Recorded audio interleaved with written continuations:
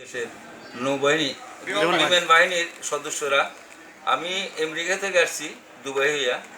আমি যখন এয়ারপোর্টে নামছি আমি একটা বেঞ্চের মধ্যে বসছিলাম এবং আমার কিছু জিনিস সেখানে আমি রাখছিলাম এবং আমার ওয়াইফের দুইটা বালা, এই যে বালাগুলো এই প্যাকেটে ছিল, এই যে প্যাকেটে ছিল আমি প্যাকেট সহ নামাইছি যে তাড়াহুড়ার কারণে আমি আর নিতে ভুলে গেছি।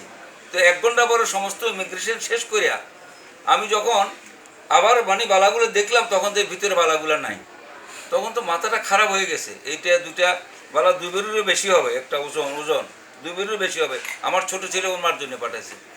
কিন্তু আমি পরে এখানে কাস্টমার আসছি, আসার পরে ওনাদের সাথে দেখা হলো, ওনাদের একজন সদস্যের সাথে দেখা হলো।